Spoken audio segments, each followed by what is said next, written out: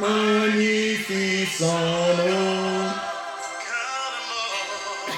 ton amour n'a pas pu le retenir, que dans le tombeau, Jésus est Seigneur, même dans le tombeau, Jésus est Seigneur. Bien-aimés dans le Seigneur, même dans le tombeau, même dans les temps difficiles que nous traversons, il demeure Seigneur.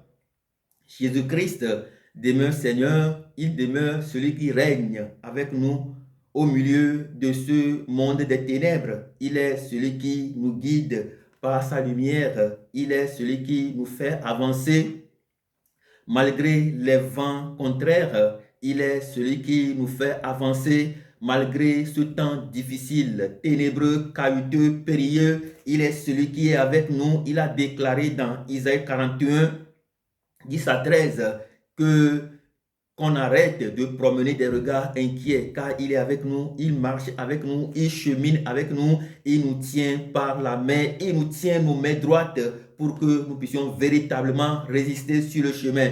Bien-aimés dans le Seigneur, peuple de Dieu, nous déclarons dans le psaume 16, verset 10 à 11, ce qui suit.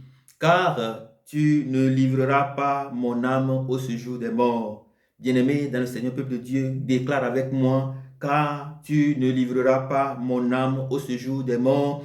Tu ne livreras pas ma vie au séjour des morts. Tu ne livreras aucun de mes organes en dysfonctionnement au séjour des morts. Par contre, tu es le Dieu de la résurrection. Ressuscite en moi tout organe en dysfonctionnement. Ressuscite mon utérus.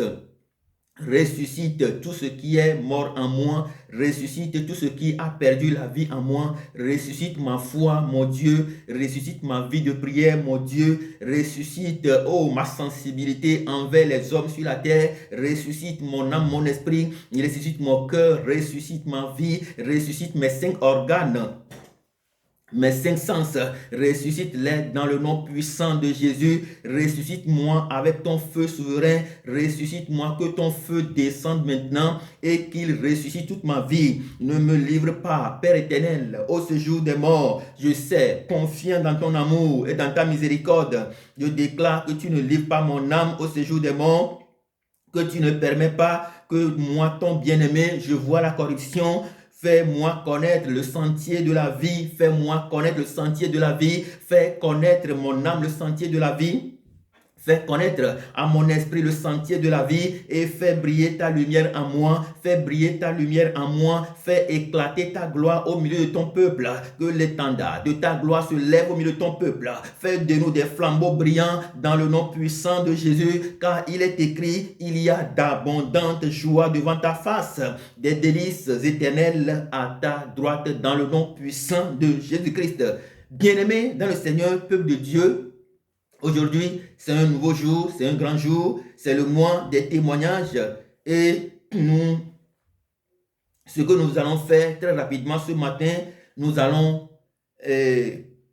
subdiviser la séquence d'aujourd'hui en deux. La première partie, nous allons parler du message de la prophétie des derniers temps.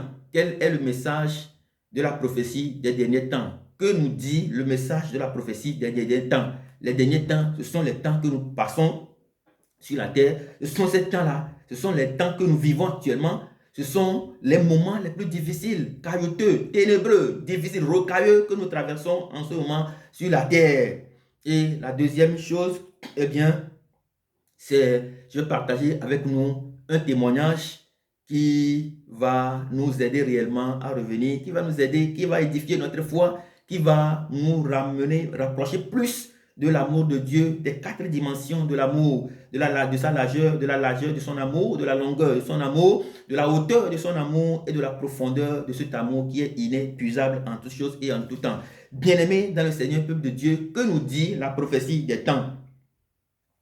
Paul envoie un message, une lettre à Timothée pour lui dire dans 2 Timothée chapitre 3 versets 1 à 5, pour lui dire ceci. Sache que dans les derniers temps, dans les derniers jours, il y aura des temps difficiles, car les hommes seront égoïstes, amis de l'argent, fanfarons, hautains, blasphémateurs, rebelles à leurs parents, ingrats, irréligieux, insensibles, déloyaux, calomniateurs, intempérants, cruels, ennemis des gens de bien, traîtres, emportés, enflés d'orgueil, aimant le plaisir plus que Dieu, ayant l'apparence de la piété, mais reniant ce qui en fait la force. Éloigne-toi de ces gens-là. Voilà le message de Paul à son fils Timothée, qui lui donne a priori dans les premières phrases, il lui dit concrètement le message des derniers temps. Il dit les derniers temps vont être complètement difficiles. Bien-aimés dans le Seigneur, peuple de Dieu, c'est une prophétie qui correspond bien au temps que nous vivons sur la terre. C'est une prophétie qui est en nombre, qui est en face, qui est d'actualité avec ce que nous vivons sur la terre. Voilà le message des derniers temps. Nous allons passer par des moments difficiles, ténébreux, rocailleux, périlleux, des moments de stress, des moments de peur, des moments de lamentation.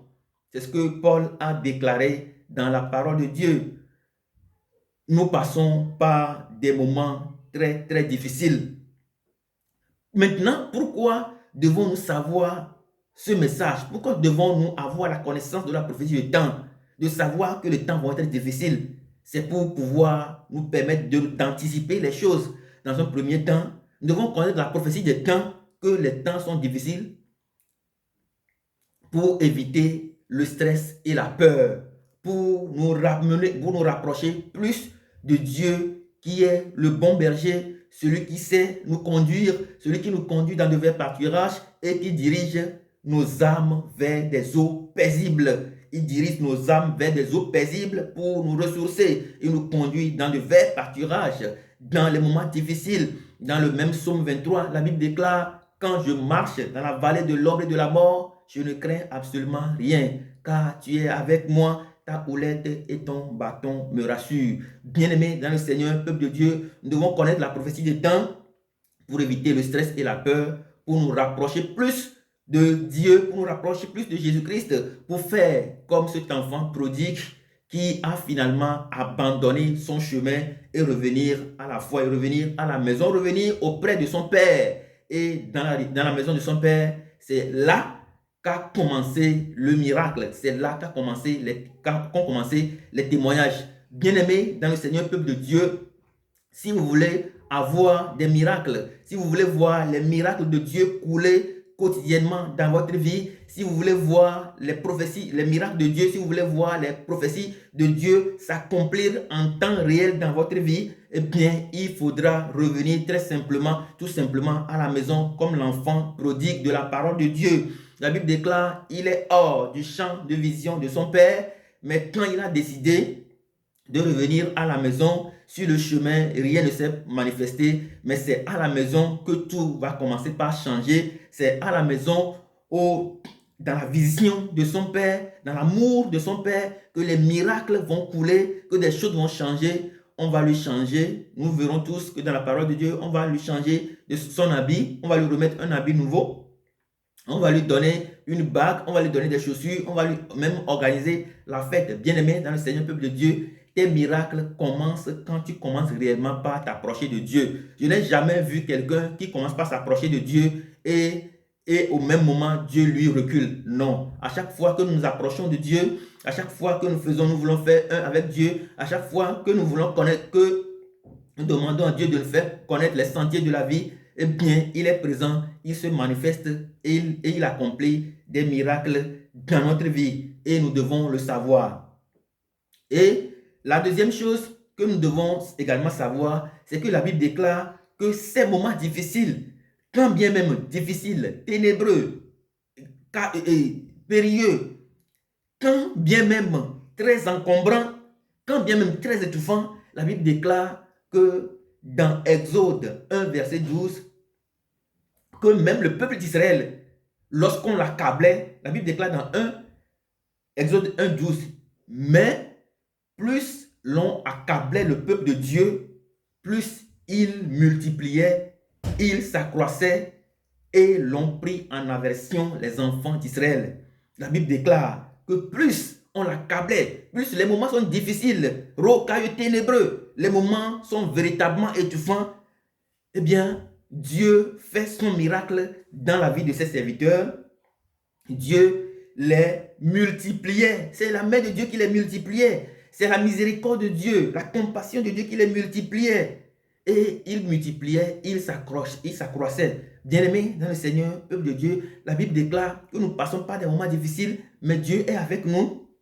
Il nous fait multiplier, il fait multiplier l'œuvre de nos mains, il fait multiplier l'œuvre de nos vies, il accomplit des merveilles et des choses en nous, dans le nom puissant de Jésus, qu'il en soit ainsi pour nous, qu'il en soit ainsi dans nos familles, qu'il en soit ainsi sur nos chemins de vie, qu'il en soit ainsi pour la vie, dans la vie de tous ceux qui nous sont proches, qui se réclament de nos prières, que Dieu les multiplie, que Dieu vous multiplie, que Dieu multiplie l'œuvre de vos mains, que Dieu vous fasse accomplir de manière extraordinaire, que Dieu multiplie tout ce que vous accomplissez dans votre vie, dans le nom puissant de Jésus. Dans le psaume 10, la Bible déclare, il rendit son peuple très fécond et plus puissant que ses adversaires. Dans les temps difficiles, Dieu nous rend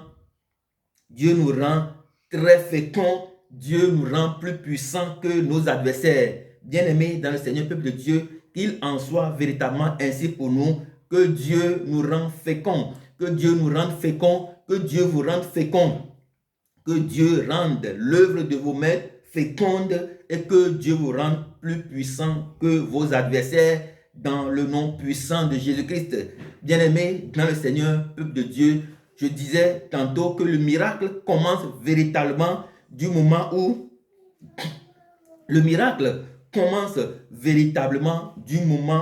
nous décidons de revenir à Christ. Je vais partager en passant ce témoignage avec vous. Dieu peut tout faire. Un jour, j'étais chez moi et quelqu'un m'a contacté.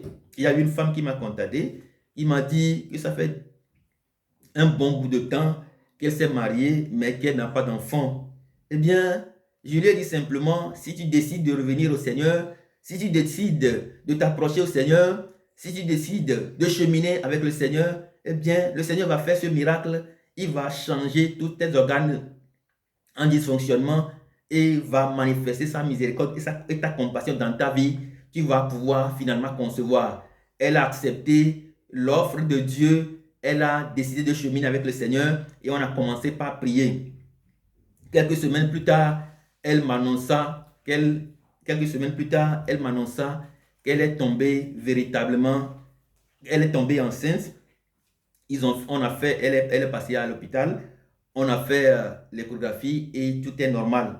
Et la deuxième fois qu'elle a eu un rendez-vous pour aller faire l'échographie, eh bien, il s'est avéré que le médecin a dit que selon les résultats, il n'y a rien là-bas, qu'il y a un œuf qui ne grandit pas, qui ne va pas grandir, qu'il n'y a pas d'enfant, il va falloir qu'on fasse le pilotage. Bien-aimé dans le Seigneur, peuple de Dieu, cette dame a pleuré et m'a rappelé. Elle m'a dit, voilà ce qui s'est passé, voilà le médecin lui a dit qu'elle ne peut plus, il faut faire le curage et bien, il faut libérer les lieux parce que finalement, il n'y a qu'un fœtus qui ne va pas se développer. Il y a un fœtus qui ne va pas se développer, qui va rester sur place. Il n'y a rien, il faut curer. Bien-aimé dans le Seigneur, peuple de Dieu, je lui ai dit, tant que tu as décidé de cheminer avec ton Seigneur, il n'y a rien qui puisse t'empêcher réellement d'avoir accès à son témoignage. Eh bien, ce qu'on a fait, je l'ai rappelé, on a prié ensemble, je l'ai rappelé, elle est venue me voir, on a prié ensemble, on a n'a même pas fait 10 minutes, on a prié ensemble et pendant qu'on priait, le Seigneur m'a fait une révélation, le Seigneur m'a montré que l'enfant le bébé est toujours dans le ventre, le bébé est toujours là, il n'est pas perdu, il est là le bébé, et que le bébé c'est une fille. Bien aimée dans le Seigneur peuple de Dieu, je lui ai fait le témoignage, elle est partie voir le médecin, on n'a pas curé, et l'enfant, le bébé a grandi dans le ventre, et finalement, elle a conçu, finalement, elle a accouché le bébé qui, effectivement, selon la révélation de Dieu, est une fille. Bien-aimé dans le Seigneur, peuple de Dieu, qu'est-ce que Dieu ne peut pas faire pour vous quand vous décidez de cheminer avec lui? Que Dieu vous bénisse abondamment. Je prie ce matin que tout organe en dysfonctionnement dans ta vie soit libéré, que tout organe dans ta vie, en dysfonctionnement dans ta vie, soit revenu à la vie. Je prie que la puissance de la résurrection se manifeste dans tous les organes de ta vie. Je prie que la puissance de la résurrection se manifeste dans nos maisons, dans nos différentes maisons, dans nos différents lieux de service, dans nos différents lieux de travail. Que la résurrection du Christ soit manifestée afin que la vie revienne en toutes choses, afin que la vie revienne en nous, que la vie revienne dans nos maisons, que la vie revienne dans nos commerces, que la vie revienne dans nos activités professionnelles, dans le nom puissant de Jésus-Christ. Que Dieu nous bénisse tous, au nom puissant de Jésus-Christ. Amen.